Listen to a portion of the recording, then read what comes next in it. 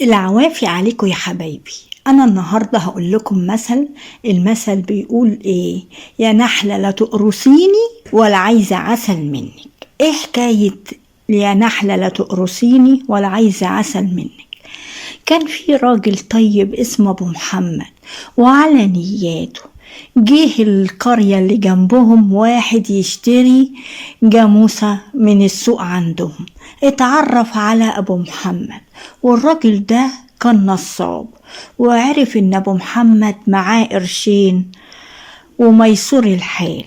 المهم بقى كل ساعة والتانية يجي يسأل على أبو محمد لغاية لما صاحبه.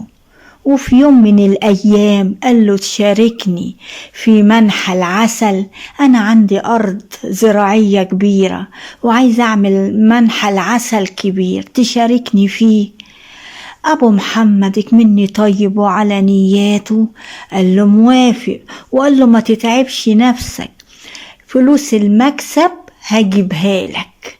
وحدد له الميعاد إن هو هيجيب له فلوسه وفلوس المكسب بتاع المنحة للعسل. يفوت على المدة اللي هو قال له عليها شهر واتنين والراجل ما جاش.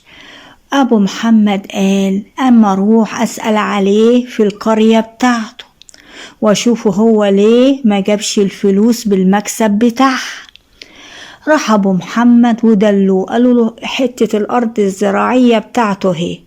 فهو أبو محمد لقى حتة الأرض الزراعية صغيرة، مش حتة أرض زراعية كبيرة، ولقى كم وحدة منحل كده 3-4 مناحل، مش تمن الفلوس حتى اللي خدهم من أبو محمد.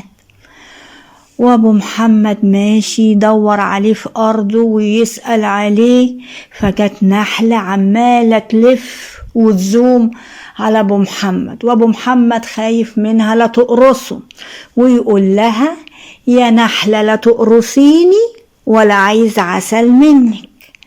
وتمر الأيام والسنين وتبقى في بق الناس، لما حد يبقى عايز يشارك حد وهو اتأذى منه، يعني أذاه أكتر من منفعته، ويجي يقول له أشاركك ويوراه النجوم طالعة منين، يقول ده ياما وراني وشفت على إيده المر كله، هروح أشاركه كمان؟ فيقول له يا نحلة لا تقرصيني ولا عايز عسل منك.